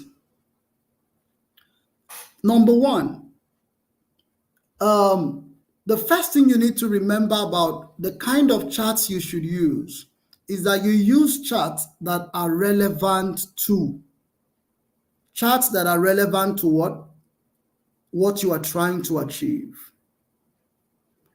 Please, if you are ever going to use a pie chart should not represent more than 3 dimensions. I'm sure you've seen those pie charts that have like 5 different cuts. It's wrong. So a simple good pie chart will look like this. Let's say I'm going to take a new worksheet now. So I'm going to have number of these, and I'm going to say, what do you call it? Scores submitted. I'll put it on color. Drag this. Change the worksheet. What is this? Change it to pie chart. You see? Pie chart. Put the thing I want to distinguish in color. Then drag these number of stuff to angle. Angle. Very simple way of making pie charts. Again, I said always go with what? Entire view. Now, if you are watching me now, you would notice that this is just 2 components in a pie chart. When a good rule of thumb that the masters have found out, again, psychologists have found out, works, is that it's easy for you to tell which is more. So more students had ACT than SAT. The rule of thumb says that if you are going to represent anything more than 3 components or 3 dimensions in a pie chart, desist from it. Instead of that, use what do you call it? Use a bar chart or something else. The reason is, if it becomes too many, let's try one now. We're going to try one. Instead of using this, let's use student ranking. So what we used bar chart earlier for. Now, I want you guys to look at this chart. Look at this chart very closely. The bottom red, this is bottom quarter and bottom 10. Between bottom quarter and bottom 10, which is more? Again, don't go back to your last chart. Just make a good guess with your eye. With your eye, make a good guess. It is so difficult to tell which is more, particularly when you have things like this. But let's go back to where we had done a job around this. Look at this. With the bar chart, it's so easy for me to tell what was more. So the rule of thumb, generally accepted by the masters, and psychologists have also said it, it's that you should go with only 3 components. That's the best. And even if those 3 components are so hard to tell the difference, desist from using a pie chart. Don't just use it because it looks nice. Yeah, okay. Now, if what I have said resonates with you, then let's go back and talk about pie charts. How do you create pie charts? It's very easy. You just change this to what? A pie. The things you want to separate. So in this case, we're separating SAT and ACT, and that's from score submitted. You put that on the column. Then the number, the numerical side of the component, you put it on the angle. Very easy. Yeah, very easy. Another way to create a pie chart is, so we're looking at score submitted. So I'm going to use control down, click on score submitted, and then I'm going to click on number of students because that's the numerical side of the thing I want to compare. Are you there? Then I'm going to come to this place. So you see these two are active. These two are active. Go to show me, and then see if it's not activated. So in this case, I can't use this one. I could turn this again back to WordPy. It's not still activated. Now I could just drag this two in and do it myself. Sometimes when you choose two of them, the pie chart becomes activated. Yeah? Okay. Now, let me extend this knowledge a bit. Again, I want to touch on all the dirty work for today. By next week, I will be dealing more with calculations, numbers. A lot of number factors, calculations, yeah. Parameters, calculations. There's a lot of calculations in parameters. Yeah. So please come ready. My advice to you will be go and dig in all the videos, watch them, understand everything, because we're not going to go back for one minute. Okay. Having said this, let us play a bit with how things work. Now, for you to be able to create what we call donuts, you know what donuts are? That circle that has a circle, a white space in the middle. I'll show you if I can quickly find one. This is a donut. Yeah, I kind of find them. They look finer than a normal circle. I think I often use them. That's a donut. You also find another donut. To be fair, I think if you stay with me, I have different ways I love donuts a lot more than I love every other kind of pies. Okay. Now, having said that, you would find me trying to always create donuts except for this one. I think this is the only one I didn't use a donut. Now, having said that, let us show you how you could create your donut so that just in case you want to prepare your own donut at home. Yeah, donut, Susan, donut. But you can't eat these ones. Okay, I don't know if you guys are exhausted, but if you give me 10 minutes, I will wrap up. I know the capacity might not be the same for everyone. Yeah? Give me 10 minutes, I will wrap up, and then we can talk again next Saturday. So now, Salisu, you sound exhausted. Sorry about that. Okay. Speaking about what do you call this? Speaking about this, let's go into what we call layering.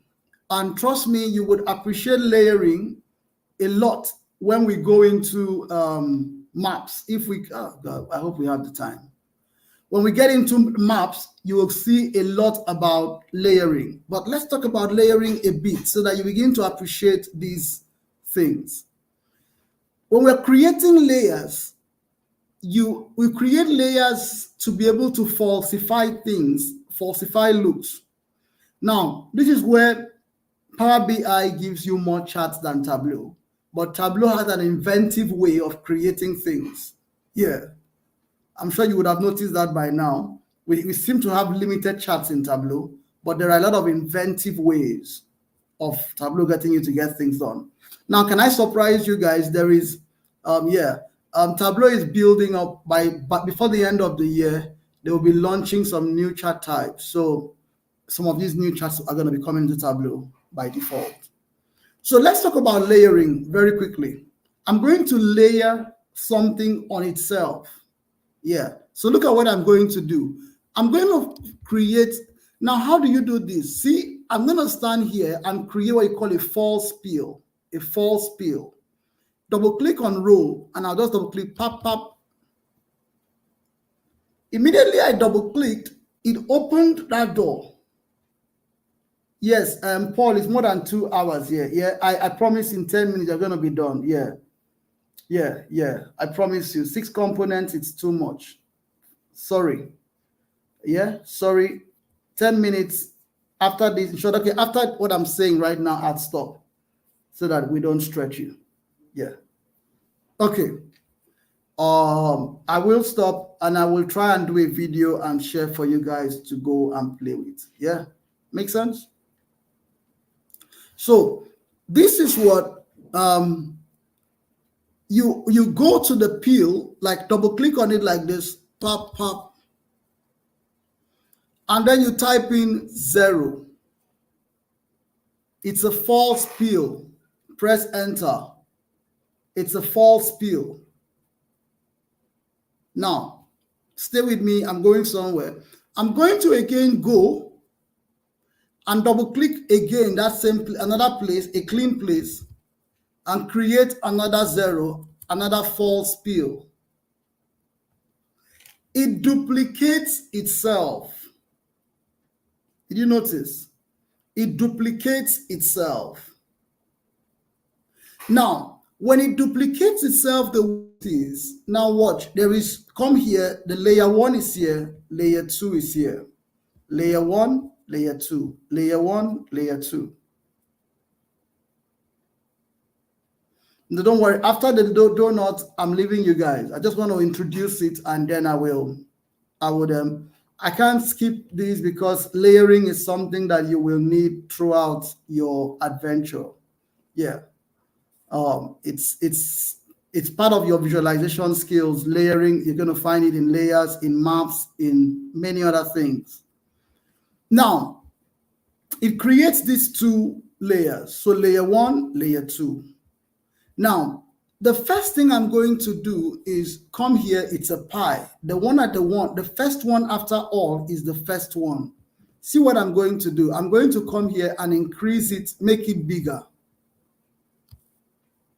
You see, that circle is now bigger. Okay. Now, the second one here, I'm going to turn it from a pie to a normal circle. And I'll give it a color depending on you. You can give it white depending on what you are using. Because it's a circle, I particularly don't want it to divide anything. So I'm going to remove all these small components here.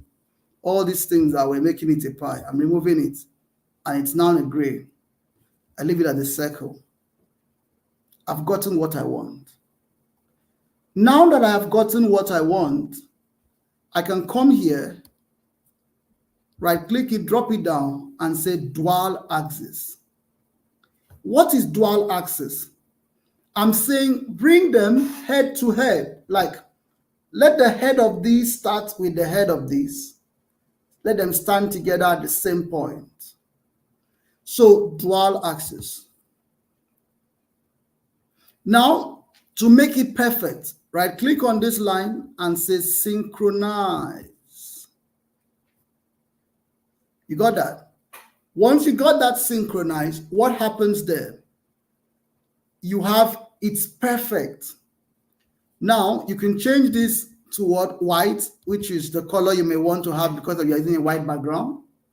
Now you could, again, but be careful what layer you are in.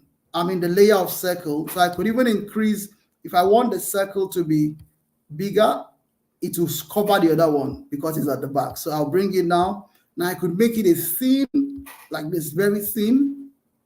No, thin. The more I increase the other one, the more the other one works. I could make it this kind of pie chart. I could make it this kind of pie chart. It really depends now on what kind of pie chart I want to achieve. All right? Okay. Now, if you got that, then you are fine. You can also remove, go here, right click on these, remove all these headers, remove uncheck show headers, and then you could, you know how we clean up now, right click, format, remove all those lines that you have there, and there you are, you have your first donut. That's how to get a donut chart. Now, if you want to have more here, you see this stuff, number of students, you want to show it here, you could take it. First, I will take scores, drop it on anything you want to show outside, put it on label. So you see it's shown, it's there. All right. Thank you very much. I really enjoyed teaching your class. I will make a video about chart types, and I will send it to you to see. I'm going to try and make that video this week and share it before Saturday. I can't promise how early because it's really a tight week. I'm working Monday to Friday to Thursday nonstop. So if it comes in early on Friday, please just try and nail it. That's Friday evening before you show up on Saturday. Saturday will be quite a demanding class. I really would love to be in class with you guys because I want it to be in person. We'll be talking a lot about numbers and calculations. So once again, my pleasure is to say, to teach you. See you again on Saturday. Yeah, please make a video about the story. Ololade, make sure you watch the first videos I gave you guys first. Finish those ones. There's a lot in those other videos that I've still not even finished up. Yeah. All right. So see you guys on Saturday. And if you are yet to go and give me your nomination, you'd still have time. Huh? Go and do that. All right. Have a great time. Cheers.